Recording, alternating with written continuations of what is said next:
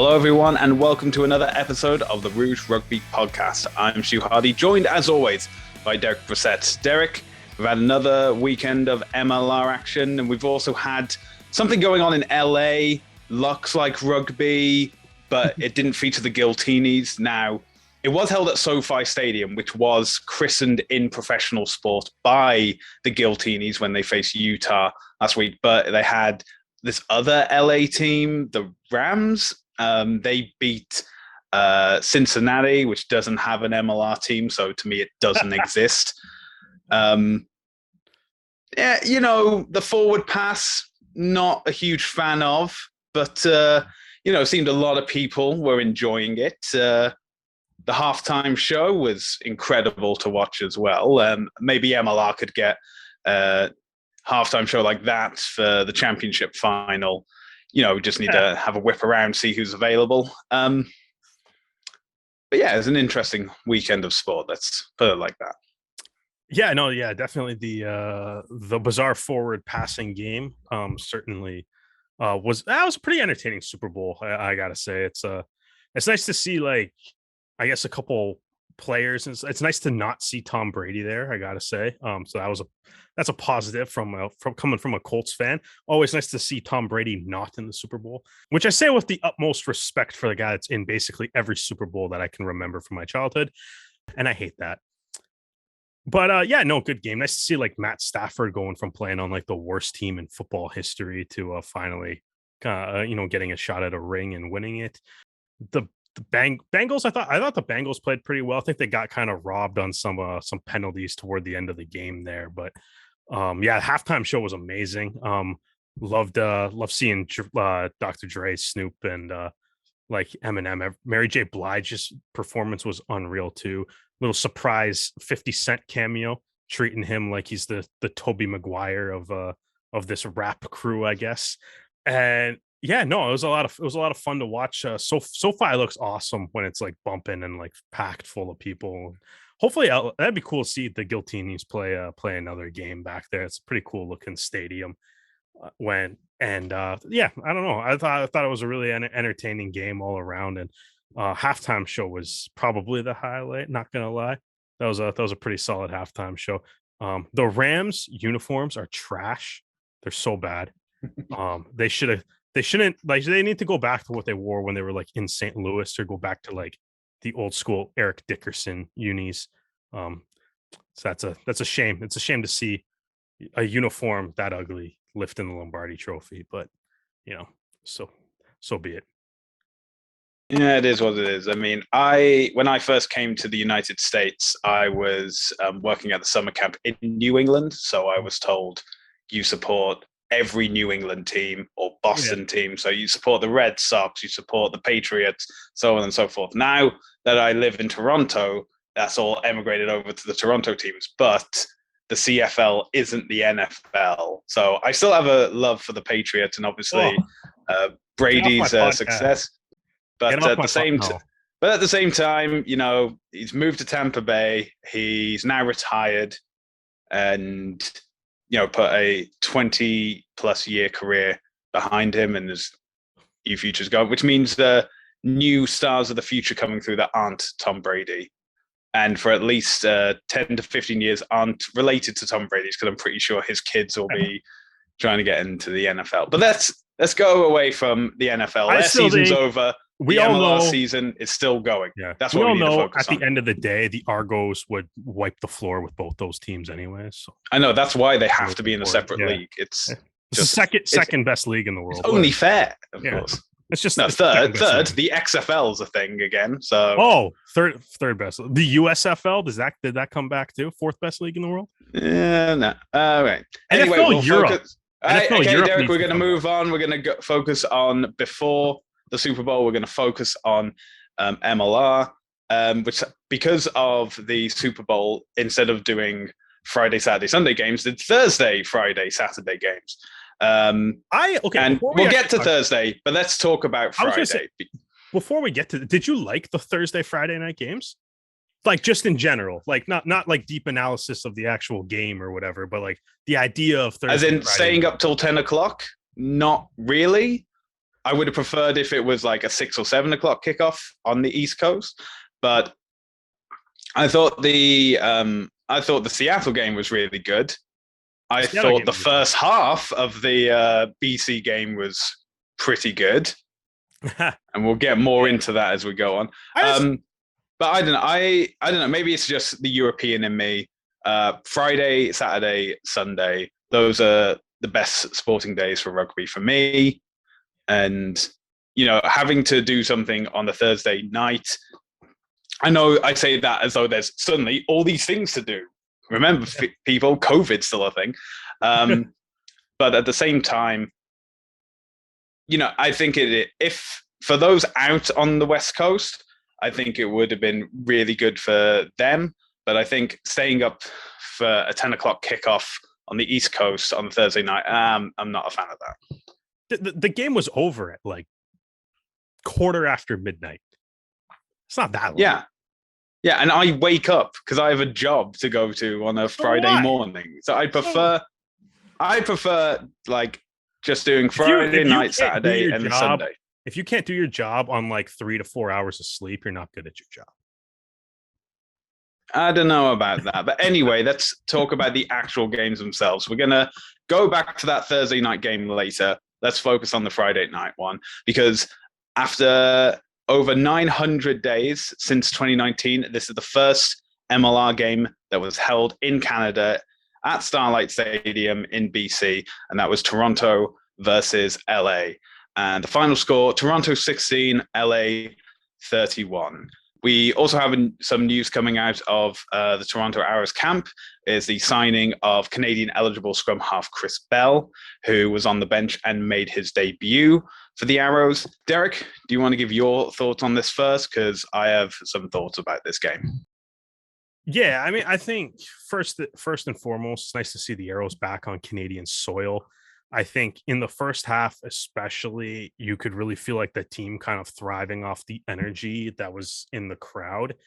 And you can kind of see what playing in front. I know ultimately the end result wasn't the greatest, but in the first half, you can really kind of see the the energy that was provided just by the team playing there.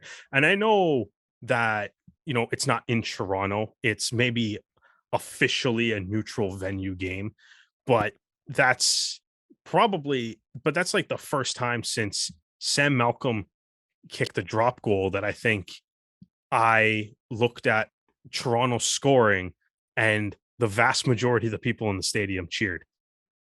Right, like it hasn't been like right, like when Mike Shepard, had that charge down and crossed the line, and like that, it's like the sound of the crowd was like it sounded so sweet, even just watching it on TSN, just because it's like, man, like I don't remember the last time I actually watched the Arrows score a try and a crowd cheered. So that was really cool to see. So I mean, from the kind of, I guess, that emotional element of it without actually analyzing the game, it's nice to see. It was just nice to see like the Arrows playing in front of a crowd that's supporting them for the first time since 2019. 900 like 900 days, however many we're at now. It's going to be over 1,000 by the time they actually play in Toronto, I think, right? Yeah. So, yeah, so it's I don't know, it was nice to get that it was just nice to see that the atmosphere there as well. I guess going on to the game itself, I think obviously the end result, not ideal, getting nearly doubled up by LA. First half was brilliant. The second half, bit of a struggle, as I think kind of like LA's backs sort of woke up a little bit. I think there's a lot that kind of, I guess, happened in this game. I'll say first, I think right off the bat, one of the first things I noticed, Ben Lesage is goddamn annoying when you were cheering against him, I must say. Yeah, that's true. Yeah, it's a terrible experience. He had like after Will Kelly made it 3-0 with that early penalty, right? The Arrows kind of marched back down and were hammering away at the Giltinis line, and the forwards were doing some pick and goes and stuff. There was keeping it really close. And then like LA's pack, to their credit, was doing well keeping them out. And Brody decided to go out wide to Jones, and Lesage hit Jones like probably half a meter away from the try line, got up and immediately hit Brody, who came in and scooped up the ball and tried to score, and pulled him like back off the try line. So he kind of Lesage like immediately had like two try saving tackles like really early in the game. And the rest of his game I thought was kind of similar. It's everything that we loved watching about Ben Lesage when he was in Arrow's colors. Was as much as fun. I had so much fun watching him do that all year last year, and it is not as much fun watching him do that when he is wearing a black and pink jersey as when he was wearing a blue and white one. But so that was kind of nice to see some of the Canadian guys, I guess, have a good game for them. But I think ultimately in the first half, it was nice to see the Arrows get out to a lead early, put that pressure on. I think the big positive from that first half is the defense was phenomenal in the first half. Oh, absolutely. Yeah. Yeah. Like there's so many, like, I mean, for one, the try, Yeah. Will Kelly threw a pass that got intercepted by Trainer. Trainer kind of ran up the pitch a little bit. There was a ruck, and then Flesh had the first charge down. They kept playing, and then Shepherd got the other charge down. So it was like the defense creating tries, just through back-to-back charge downs, which is a tough thing to do on any team, right? Yet alone LA. And obviously Shepherd's kind of scored underneath the post. We got the big crowd eruption. There was obviously the obviously epic goal line stand toward the end of the first half too. That was just like LA just hammering away at the line. Every player, like, Keith was in there, Quattrin, Rumball, Shepherd, like who else was on the pitch? Everybody that was on the pitch, Flesh, Cellini, especially like all those forwards, Foley at the time, like everybody was making their tackles, everybody was in the proper position, no one was taking penalties. They eventually get that turnover and the ball's cleared. LA kind of comes back at them again, they get another turnover, ball's cleared, and you can kind of really feel like the energy of that team. And it's just, at that point in the game, it's like I just want to like bottle that like defensive stand and use like that energy needs to just stick with the team the entire way. Through this season, which like that's unbelievable. Just Unfortunately, though, the game didn't end at the halftime whistle. Unfortunately, not. This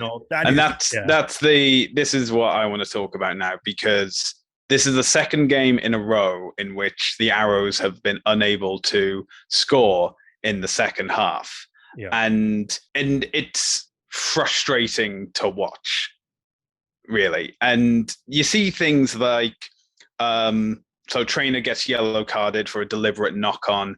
The Arrows are a man up. What happens? They overthrow the line out. The Giltinis have the ball. They eventually kick for distance. Will Kelly is unable to claim the high ball, by which point 3 Giltinis players are running up and would have tackled him if he had caught it. But they then kick the ball ahead. They pick it up the ball because there's no one back there, and it's a try. You are a man up, and you concede 7, and you score nothing. And then, and this speaks to the injury list they have at the moment and the players that are coming off the bench. From the 70th minute onwards, it just seemed like everyone was tapped out. They'd given their all, obviously, with the defensive stance in like the first half, but they were just letting silly things slide. They were missing tackles. They were out of position, and that allowed LA's final try to go through. And it seems to be, I was saying to my girlfriend, it's exhausting trying to be a fan of men's professional rugby in Canada. Wow, because it's getting harsh. Well, think about think about it from an Arrows fan's point of view. 2 games in. But it's not just 2 games; it's a season and 2 games. Because we've been saying that they're down in Atlanta. There's mental fatigue going on. They're obviously away from friends and family. That's why their performances haven't been any good. But the only time I remember the Arrows not scoring in the second half was the first game of the season, and to their credit, they also prevented Atlanta from scoring in the second half as well. So you could say a match defense. But when you're, I think it was like 4 points up at halftime, and you have the momentum going into the second half, and then you ship 19 points and there's no response, it is super difficult to try and find the positives from that. And I know we've been saying like, that defensive effort in the first 40 minutes, being in BC, being in Canada, having home support or as close to home support as you can get before they play in Toronto. But we have to talk about the second 40 minutes and the fitness issues in which guys are falling off at like the 70-minute mark when we want them to need them even to still be going when it gets to 80 and the final whistle. Because we know that this team has the capabilities of reaching the championship final. We've seen this team have their backs against the wall and then turn it around and show something positive. But when you go 2 games where you're conceding without anything to show for it in the second half, it is exhausting trying to support it. And the reason why I said men's professional rugby in Canada and not women's is because if it wasn't for England being super dominant, I'm pretty sure the Canadian women will be number 1 seed in the world. But that's a different conversation. And so I'm like, we'll leave it for round 3. Maybe that'll be third time's the charm. We'll be able to get it up. Who are they facing? NOLA, a team they've never beaten. And I'm not saying there's bad juju about playing in New Orleans, but the Arrows have played there 3 times and lost every time. And they've only played the Gold there twice. Well, I mean, it doesn't matter. I honestly, I think Arrows fans, I think we blow up they haven't beat NOLA a little too much. In all honesty, like it's that's like the simple math. Twice a year. It's 4 games. I mean, it's not ideal, but it's like whatever. It's like it's the same thing. It's like we'll be like, oh, like haha, San Diego's never beaten them. It's like it's 3 games. Like it's they haven't beat LA yet either. It's 2 games. It's not that big of a deal, I don't think. I wouldn't be afraid of NOLA next week. NOLA hasn't exactly looked like world beaters themselves. But Derek, this is the same rhetoric they were using of picking Toronto over LA, and we're not going to be talking about the future game. We're talking about this game that's just happened. This is and I know that there's a long injury list. Like even Kyle Bailey had to pull out just before kickoff because of a niggle. The injury list is, I think that's the thing is I think the injury list is a concern right now. Yeah, I think there are 11 players injured, and 9 of them are backs. So that's the majority of your attacking platform, and I think unable to execute. Yeah, exactly. And obviously that's that's impacting. I think one of those things that like you said, it's like they haven't scored a point in the second half through the 2 games this year, which even though like I think in general with what you were saying, I'm kind of like I feels like I need that like what's that Hitchhiker's Guide to the Galaxy, like the don't panic sign flashing on the screen right now. I think we need to like kind of maybe bring that out. I don't think like the Arrows are necessarily like it's not time to like it's not panicking. I think especially you look at the Eastern Conference, there's 3 teams that are 0-2 right now. 2 teams had a bye week, so there's only like there's 1 team with 2 wins in the Eastern Conference right now. So it's not like there's no sense in like looking at the standings right now and being like it's done. Going 0-3 to start the season is definitely not ideal though. I do think though it'd be nice to get a couple of those backs healthy and back. Obviously, we mentioned that they signed Chris Bell, which in signing this week kind of looks like something that was necessitated. Whether or not, however that timing worked out, I don't actually know. But yeah, like Ferguson and Brown are hurt, so you need another scrum half, and then Chris Bell shows up during this week too, right? So kind of dipping into the well of having to sign guys to make up and fill injury spots. Chris Bell signed as a scrum half and he played as a wing. Brody played outstanding, so I mean there's no reason for him to come off, especially when Goddard's also going 75 plus minutes for LA Yeah. anyways. And quite frankly, kind of watching that matchup between Goddard and Brody, it's like that might have been like that's probably maybe two of the three or best scrum halves in MLR going head to head, and it was pretty fun to watch. Goddard obviously got the upper hand at the end of that game, though. I think I just think like obviously the injuries to the backs is a concern. Translating to a concern, like you said, that they haven't scored a point in the second half yet. Also translating to a concern that, as I mentioned earlier, you know, only one of the two tries that they scored is created by the attack, and the other try is defensive, created by a pair of back-to-back charge downs, right? So it's like I think that would be the one thing I'm looking for as we go into NOLA is to be like I would like to see like the attack and the offense get going a little bit more. Just because yeah, you kind of need it. Um I think at the end of the day, I think like ultimately, I think there's some positives like to look at the game. Last week, Stu, you mentioned you didn't like the penalties against in the season opener against Seattle. Discipline and penalties a lot better this week. Certainly. Um, Hmm. right. They were definitely a lot better this week. Like I said, there was a missed lineouts at a couple of key areas.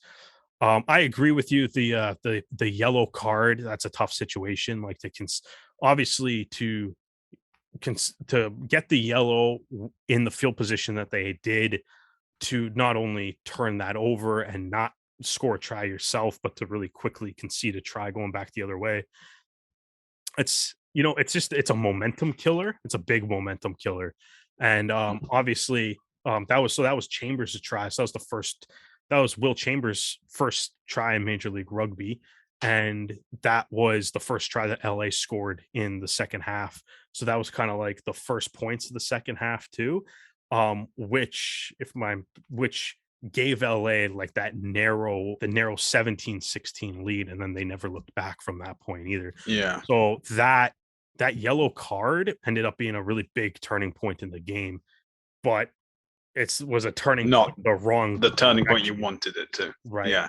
Um, but yeah, like I do think that the arrows are still doing a lot of things right. Like I think like the defense is a huge positive. I think looking at this game right now, I think I think it's good. I'm hoping that we're getting some of the guys back from injury. Huge positive thing. Speaking of getting a guy back from injury, Matt Hood was the best player for the Toronto Arrows in this game. Yeah, he was Overall. fantastic. Yeah, so that's obviously his MLR debut. He was making, he was coming off his wing he was coming off his wing, getting involved in the attack constantly, making all the necessary tackles. He rocked Ryberg once, and that is a Yeah, big that was fun to watch. rock. Yeah, he forced a knock on Ryberg. That was a huge hit. I think he might have annoyed Ryberg a little bit too, and Ryberg kind of mouthed back at the ref, and extra 10 and a yellow card for his troubles there too. That's the other thing. The Arrows actually played up a man for like 15 minutes in this game and had nothing to show for it. Um, Yeah. right, and which is obviously a bit of a concern, but I do think like Hood was outstanding. Every time Hood touched the ball, something positive happened. He took some really big hits himself, just bounced back up. Basically, like there was nothing happened. You wouldn't even know that he was getting hit unless you looked at his face and the jersey that he was wearing covered in blood. Um, Yeah. but like I loved seeing that kind of that toughness from him. So that was for like as far as a debut and a player coming back from injury, that was like more than thrilled seeing what Matt Hood brought to the table. I thought he was just outstanding the entire game. I think a big thing too, obviously, like the possession and territory in the first half was pretty even.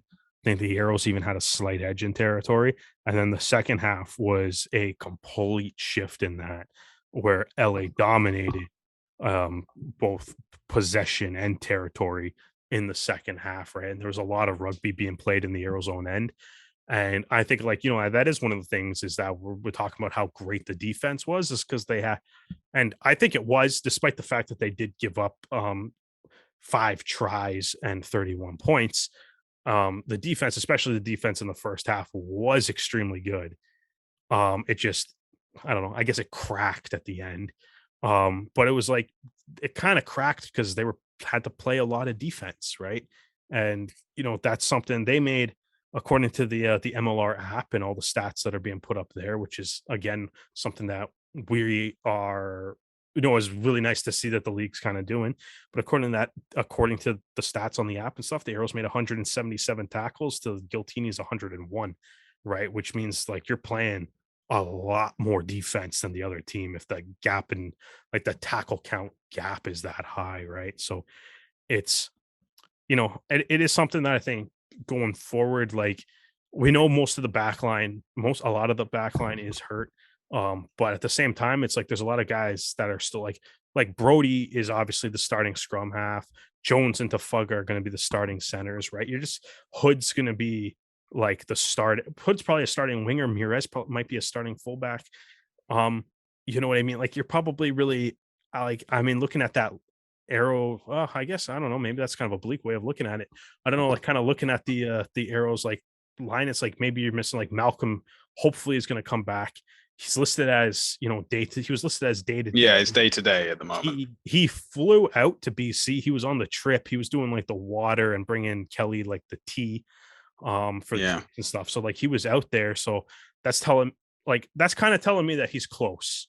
And it's like hopefully he's coming back and hopefully he can inject a little something into the offense. But as well as that too, because I think one of the things that with Malcolm too is I don't know if his defense is underrated, but it might be a little. I don't want to say it's underappreciated, yeah, because it's like he is a great defensive player too. Well, so that'll also. Well, this is the thing about Malcolm. I think that he's obviously played the majority of his career at fullback, and if it was between wing and fullback, I'd prefer to have Mires on the wing, and Matt Hood now clearly first choice on the other wing as well. So I think having Kelly and Malcolm on the field and having like 2 options of kicking would definitely make a improvement in the back row and and open up the Arrows attack completely. However, I also don't want to be reliant on saying that, we need to have Malcolm if we're going to win games. That's not what I'm trying to say. As in, we need to have like other options as well and have that come forward. But that will be for this coming Saturday when they play New Orleans. Because now we're going to talk about some other Canadian appearances in the rest of the game. So we started with Sunday with the Super Bowl. We went back to Friday, and now we're going back again to that Thursday kickoff between Seattle and Utah. And definitely looks as though the seawall has been rebuilt after 2 years of it not too fading. Bad, right? Not too bad. Yeah. So it wasn't just a flash in the pan against the Arrows. It is definitely back there. Shout out to Nakai Penny for scoring the try. I was just about to say that. Finishing off that set piece try, it's been so good that MLR and the Rugby Network have done like a 90-second breakdown of the build-up of the try and showing that how the players like Ross Neal telling the fullback to get back in position. The winger who is from the US Sevens, I'm sorry, I can't remember the name at the moment. Martin He's kind of a big deal. Well, it's a good thing that you remembered it because I probably would have butchered the name anyway. Yeah, he's kind of a big deal, man. Yeah, kind of a big deal. Him, Riker Hatting coming in as well, and the long pass out to Penny, and Yeah, that pass was nasty. That is probably the best try of the season so far. I would say. I mean, I think if you were to kind of break it, like the early candidates, that one that Austin White scored for Atlanta in week 1 with the Ryan Nell had the between the legs pass to set him up or whatever, like that's up there.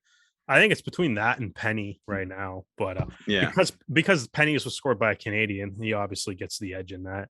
Yeah, Penny was nasty in this game too, man. He's making a lot of and that's the thing we were saying last week. It's after being injured, it's great to see Penny up again.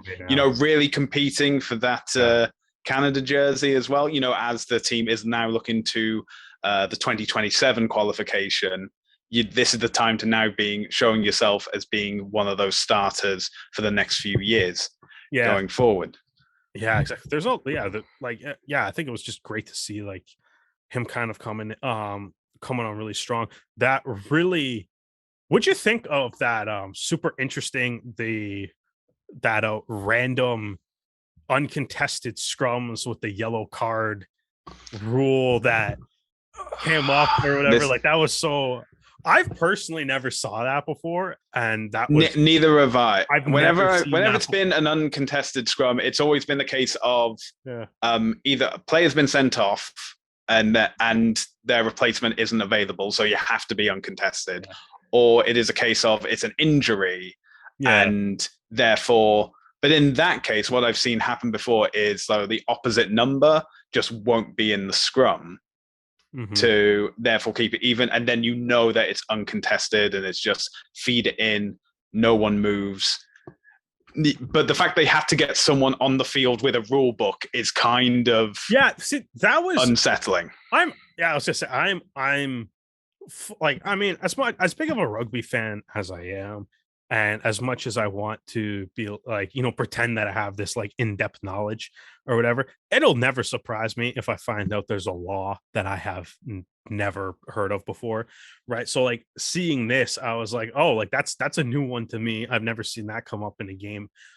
But the thing that I thought, like, I was actually kind of like laughing while it was happening, because there was that conversation between Hadding, the referee, and I guess off-field official, sideline official, whichever his title was, and like kind of them three kind of like arguing it, and like I think the off-field official seemed very confident that he knew what the rule was, but Reichert Hadding was making sure that the referee was not very confident that they knew what the rule was. And I really enjoyed watching Reichert Hadding almost convince the officiating staff that wasn't the rule. And I'm not sure like if Reichert Hadding was aware of what the rule was and he was just trying to be like a good captain or was trying to actually argue that. But I really enjoyed that. He got so close to like talking his way out of that rule. And I think for obviously as a captain, he's biased. He's already a man down. He doesn't want to be captaining though. Like he but understanding of like where's the bias come from? You're already down one man, and now you're saying you have to be down another man as well. Yeah, not the where you want to go. Yeah, but congratulations to Seattle for winning that game. And now we move on to the Saturday fixtures. And then we have San Diego versus Dallas. Now, Dallas have certainly shown that they're not just there to make up numbers. They had a very good game.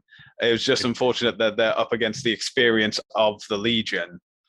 And again, there were a few technical issues with at the SDSU car park, as I call it. This is a plea to the Legion and to anyone involved in that. Please stop having the stadium announcer try to be a commentator. It's infuriating. Stop it. But that's it. Mo Abdelmonem stepped in as captain for the Dallas Jackals and put in a great performance. Nearly had a try, which unfortunately didn't count in the end. But I think this game was far closer than the scoreline shows at 37-29 to Seattle, because for a point, Dallas was leading, and then obviously skills and experience and knowledge just seemed to come in for San Diego and give them the win in the end, which gives them 2 wins at home and both bonus point wins as well. Yeah, I think. Yeah, no, it was obviously Dallas really hung around in this game, and we're leading super late until like a fury of tries from San Diego toward the end of the game, and the first of which, kind of great play from Michael Smith to kind of regather a grubber kick through and have a nice offload to Basson, and that kind of got San Diego's ball rolling a little bit. San Diego also kind of running into some injury trouble in this game, so that'll be interesting to see how that kind of plays out. Pryor and Rob Shaw both going down, so that'll be especially from Michael Smith's point of view, that'll be interesting to see how that ends up playing out. Okay, now we're going to move to 2 games that happened in Texas. Now, because Texas is so large, the geography varies from city to city. So, for example, in Houston, there is what I would call a drought of tries. And I'll explain the other in a bit. But a very close game, a defensive masterclass for the first 60 minutes, which was evened up 0-0 until that point, until finally New York were able to break the defensive line, get it out on the wing, and get the first try. We thought that may even be the only try. And then Houston were able to follow it up with a 7-pointer, and then right at the death, New York got another try without the conversion to make it Houston 7, New York 10. That said, if New York hadn't committed so many errors in the first half, they may have had a bonus point win, because at least 2 of their tries that they scored in the first half that were stricken off were because of their own errors as well. Now, of course, New York, this is their first game of the season. They had a bye in week 1. So, maybe it's the, dusting off the cobwebs and not being able to see all those little things. But it also shows the importance of having TMO in MLR, that we're able to identify those errors and ensure that we're making the right decision. And by we, I mean the referees, that I'm not a part of. I don't know what I was using the royal we. I'm making the correct decisions. And you guys hear that? It's every bad call that has ever been made against your favorite team is Stu's fault. Yeah, it's all me, and I'll do it again. Yeah, don't mess with me. Sam Windsor's return to Houston, and yet he scored no points. Which is nice of him. He's not going to add salt to the wound. Well, that means I think James Dealey had the stat where it's like Ed Fidel is the first player in MLR history to score all the points for his team with none of them being kicks. Yes, that is correct. Because Sam Windsor had an all-kicking win against Austin. I think during Austin's 0-16 season, when they were absolutely terrible. And then Dan Holland beat LA single-handedly. Beat LA. Yeah. All Dan Holland. 18-16. Yeah, exactly. Fidel, first guy. So that's a cool stat from James Dealey too. Yeah. But yeah, nice of I guess what did Sam Windsor like? I hope Sam Windsor goes back to like the apartment that he was living in Houston and finds the kicking boots again while he's down there. I don't know if he's Well, yeah, I mean, I think it was just, you don't want to celebrate or score against your old team. Like Ben Lesage didn't score a try against Toronto, which I thought was very nice of him. Yeah, he stopped like a handful though. So yeah, but he didn't score try. That's the thing. He has to do enough to justify being on his new team, while at the same time not insulting his previous team. I think that was a fair balance to make. You prevent tries, but you don't score tries. That's okay. That's fine. I'm all right with that. So I was saying that it was a drought in Houston. It seemed to be a flood in Austin, because like I'm saying that, maybe it's a bad start for the season for Toronto. Oh, it is heaven compared to what is going on with DC at the moment. The final score, Austin 57, DC 12. I believe the fastest try ever scored in MLR history happened in this game. That was a quick one. The bonus point secured, I believe, at the 25-minute mark for Austin. Yeah. It was like 31-0 at halftime. Yes, it was. Yeah, just it's now this is the thing. I know the Rugby know. Network shows all games, but maybe they should have like just cut the feed of this one because this was.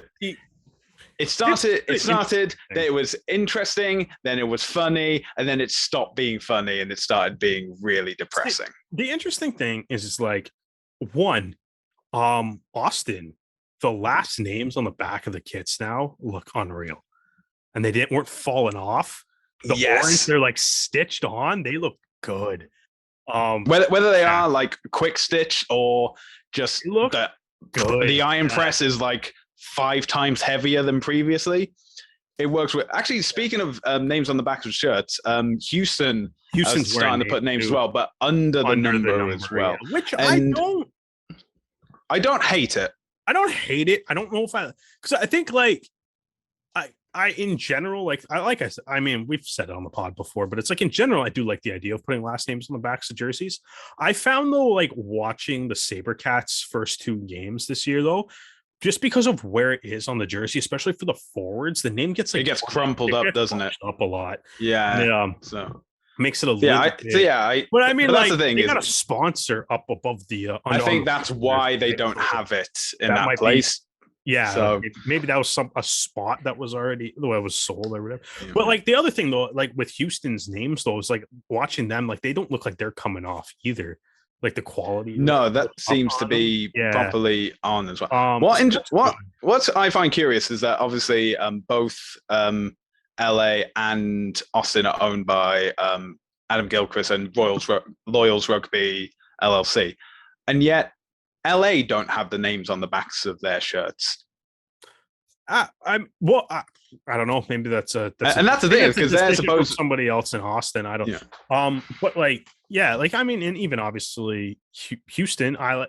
It's interesting. As like I don't know if I'm up for like I don't know if people would be up for like making it a rule and saying every team has to do it, but it's like I kind of like teams slowly doing it or whatever. Like as you know, time goes on.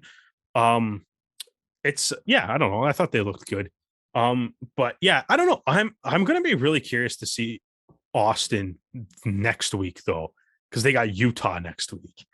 They don't have like the first games, they're putting up big numbers, but it's like the first game is against the expansion team, which I mean, no disrespect to Dallas, but it's the first game, it's the expansion team. And the second game seems to be the team that kind of listening to a lot of like, you know, the podcast and media surrounding MLR seems to almost be a consensus.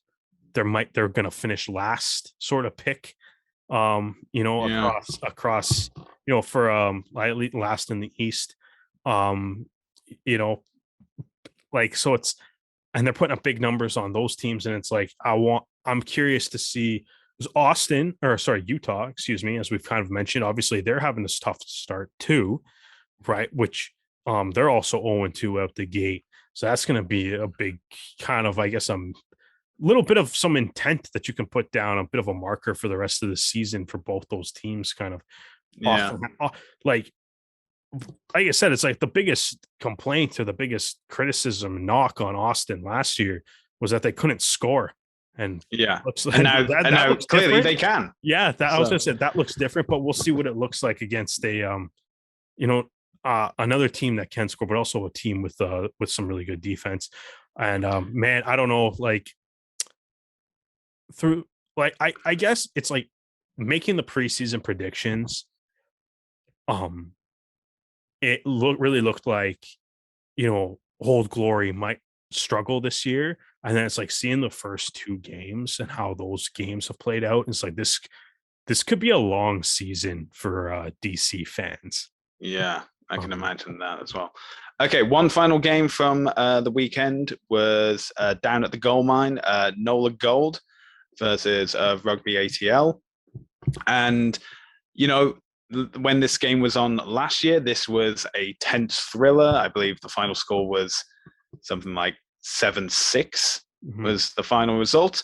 ATL was the only team to score tries, but NOLA was able to edge into the lead with penalties. And then finally, ATL were able to break away, score a 7-pointer, with the final score being NOLA 9, ATL 14. Last year it was a close thriller. This year it was another one as well. I think it was a really enjoyable game to watch and to enjoy. And especially because the Houston, New York match and Austin, DC match was on at the same time, I was just like switching between the channels, seeing what was going on.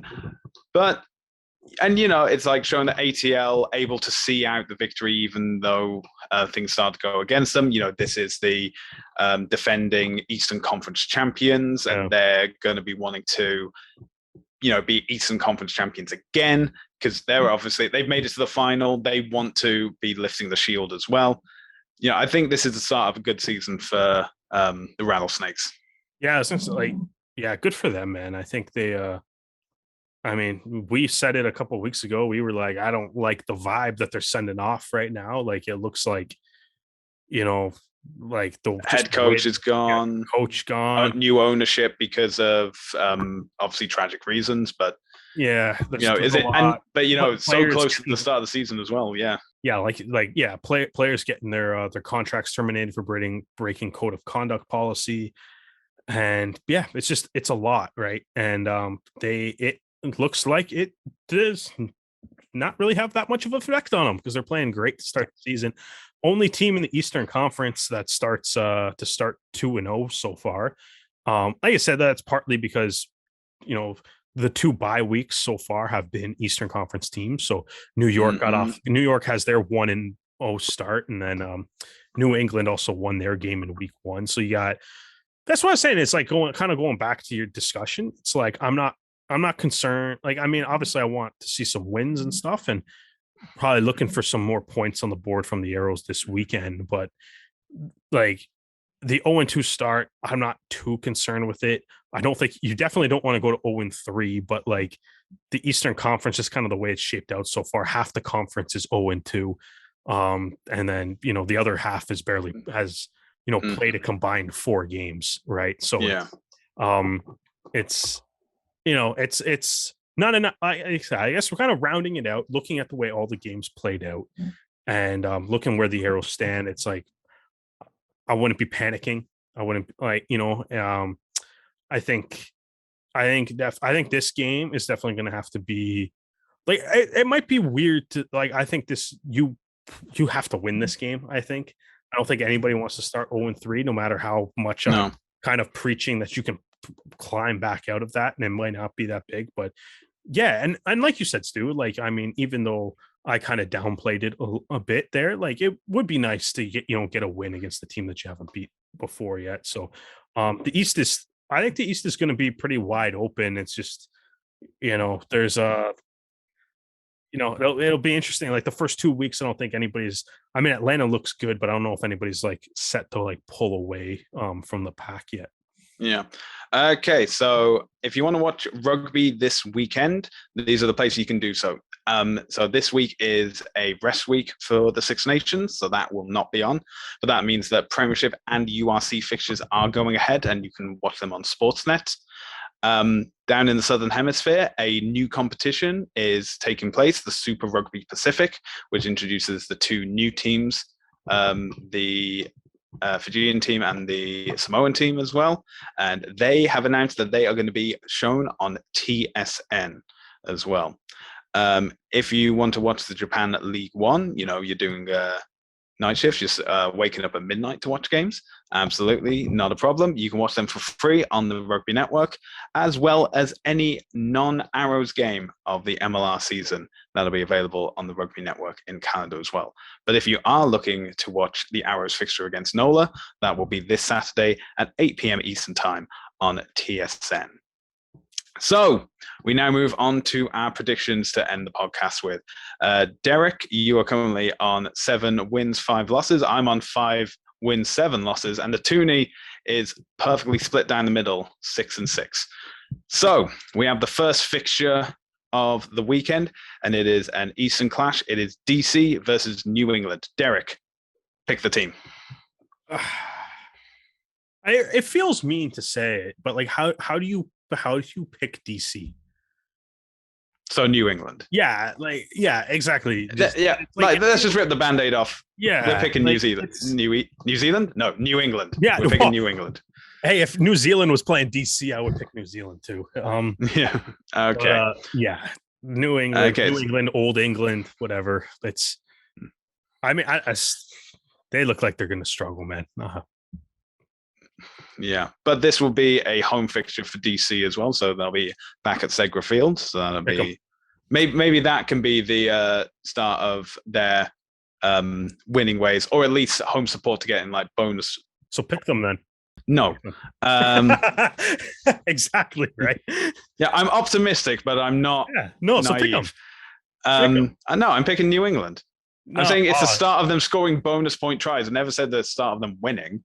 Okay, next up we have the replay of the Eastern Conference clash from last year. This is ATL versus New York. Ooh. Now, interestingly, during the regular season, New York won both their games against Rugby ATL, and only when it mattered did ATL edge them out.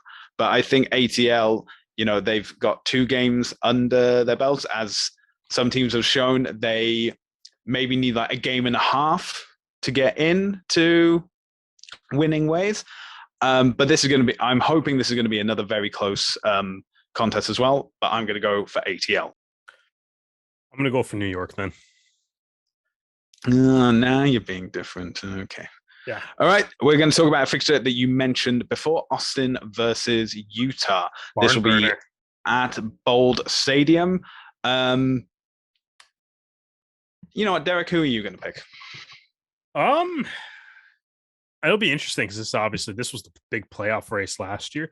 Utah, the 2 teams that kind of had the opposite start to the season now too, right? Austin 2-0, Utah 0-2. I think though, I want to pick Utah. Okay. All right. I don't know. I think that I don't know. I think I'm going to take Utah for no. I can't really come up with a reason for why I'm saying this, but I'm just like I think I'm going to say I think I do know the reason is because I do have a feeling that Utah may come into this and be firing on all cylinders. And I think wasn't this the fixture as well that was the start of last season, which was decided by the last kick of the game, and it was just Austin missed it.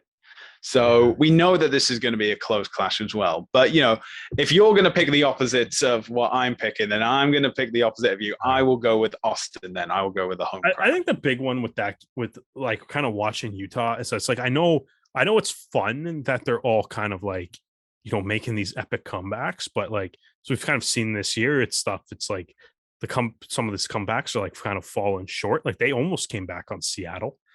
Right. But it's like, just didn't have enough time. It's like, I think with them, it's like, I know, like they gotta like, I guess to borrow a hockey term, it's like starting on time or whatever. Like, I just want to like, I want to see like, it's cool that they come from behind all the time, but it's like I don't know. I think they'd be served well to like, get ahead of it. We'll get ahead of it, start playing with the lead a little bit, and not necessarily have to play some like desperation rugby to try to score like 2 or 3 tries in the last 15 minutes of a game all the time.